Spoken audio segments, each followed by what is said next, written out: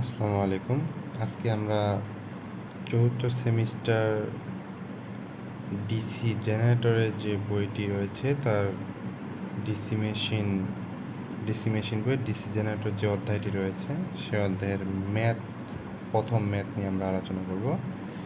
তো ম্যাথটি হচ্ছে 1 নম্বর ম্যাথে বলা আছে 220 ভোল্টের শান্ট জেনারেটর 400 অ্যাম্পিয়ার সরবরাহ করে। জেনারেটরের 400 অ্যাম্পিয়ার সরবরাহ করে 220 ভোল্টের শান্ট জেনারেটর 400 অ্যাম্পিয়ার সরবরাহ করে। এর শান্ট কারেন্ট এবং আর্মেচার রেজিস্ট্যান্স 0.2 ওহম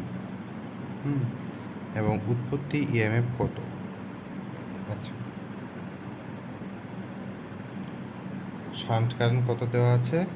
5.5 অ্যাম্পিয়ার। ওকে, এটা মিস্টেক হয়েছিল।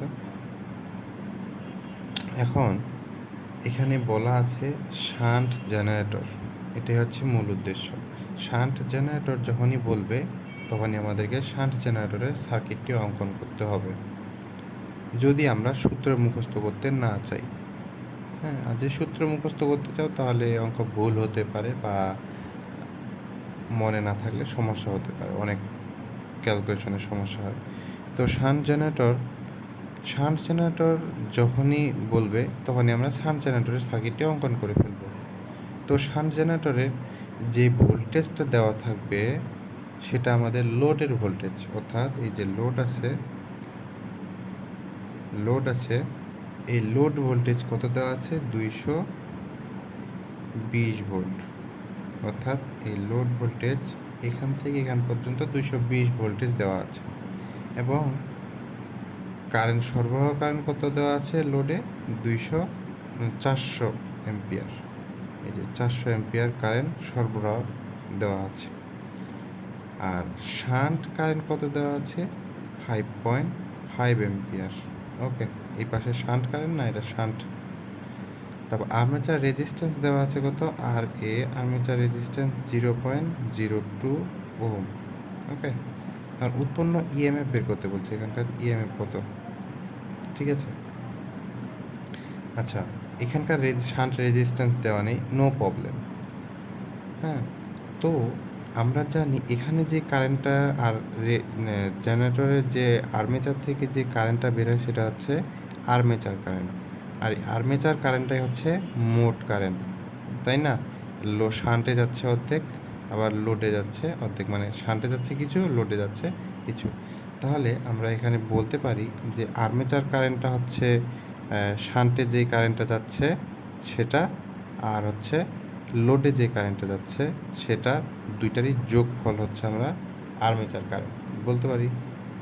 যে আর্মেচার কারেন্টটা এখান থেকে আমাদের বের হচ্ছে, যেহেতু জেনারেটরের আর্মেচার থেকে আর্মেচার কারেন্টটি যায়, যে আর্মেচার কারেন্টটি দুই ভাগে বিভক্ত হয়ে একটি শান্টে যায় আর একটা লোডে যায়। তো লোড কারেন্ট এবং শান্ট কারেন্ট দুটোই দেওয়া আছে, সেক্ষেত্রে আমরা আর্মেচার কারেন্টটা পাচ্ছি। তো শান্ট কারেন্ট কত দেওয়া আছে? 5.5 অ্যাম্পিয়ার প্লাস লোডের কারেন্ট দেওয়া আছে কত? 400 অ্যাম্পিয়ার। তাহলে আমাদের টোটাল কারেন্ট পেলাম কত? 405.5 অ্যাম্পিয়ার। ওকে, তো আমি এর আগে বলেছিলাম যে আমি এখানে একটা যদি লুপ দিই বা এখানে একটা যদি লুপ দিই তাহলে আমরা ইটা মানে ইএমএফটা, টোটাল যে ইএমএফ সেটা আমরা বের করতে পারবো। কিন্তু এখানে একটা বোঝার বিষয় হচ্ছে টোটাল ইএমএফটা যদি আমি এই লুপে যদি আমি ফেলতে যাই তাহলে এখানে আমার রেজিস্ট্যান্সটা দেওয়া নেই, অর্থাৎ এখানকার ভোল্টেজ ড্রপটা আমি পাচ্ছি না। সেক্ষেত্রে এখানকার আমার ভোল্টেজ ড্রপটা দেওয়া আছে, অতএব আমি এই পাশে লুপ ঘুরাতে পারবো। সকল তথ্য এই পাশে দেওয়া আছে, যে রেজিস্ট্যান্স দেওয়া আছে, আর্মেচার কারেন্ট বের করলাম, লোডের কারেন্ট দেওয়া আছে, লোডের ভোল্টেজও দেওয়া আছে। সেক্ষেত্রে আমি এই পাশে সকল তথ্য দেওয়া আছে, সেক্ষেত্রে আমি এই পাশে করতে পারতেছি। তো আমি চলে যাই এই পাশের লুপে। তো এই পাশের লুপে যখন চলে যাব তখন এখানে আমার টোটাল প্রথমে লোডে যাই। লোডে গেলে কি হচ্ছে? লোডে ভিএল, লোড ভোল্টেজ নিতে হবে। হ্যাঁ, ভোল্টেজগুলো নিতে হবে। আমার মোট টোটাল ইএমএফটা বের করতে বলছে, তো লোডের ভোল্টেজটা নিলাম। এখন লোড ভোল্টেজের আগে কোথাও ড্রপ হয়েছে কি রাস্তায়? এই রাস্তায় কোনো ড্রপ নেই, অর্থাৎ আমার আর্মেচারে যে ড্রপটা হয় সেই ড্রপটাই শুধু, আর অন্য কোনো ড্রপ নেই। তবে আর্মেচারের কারেন্ট নিতে হবে, আর আর্মেচারের রেজিস্ট্যান্সটা যদি আমি গুণ করি তাহলে আমরা আর্মেচারের যে ভোল্টেজ ড্রপটা হয়েছে সেটা আমি পেয়ে যাব। তার ব্রাশ ভোল্টেজ কিন্তু দেওয়া নেই, অতএব ব্রাশ ভোল্টেজটাকে আমরা ইগনোর করে থাকবো। ওকে, তো এখানে লোড ভোল্টেজ কত দেওয়া আছে 220 ভোল্ট। আর হচ্ছে আর্মেচার কারেন্ট কত দেওয়া আছে, আর্মেচার কারেন্ট তো বের করলাম 405.5 গুণিত রেজিস্ট্যান্স কত দেওয়া আছে 0.02। অতএব এখানে আমাদের অ্যান্সার আসবে কত 228.11, 228.11 ভোল্টেজ অ্যান্সার। ওকে, এটাই হচ্ছে আমাদের এতটুকুই অঙ্ক, আর কোনো কিছুই নেই।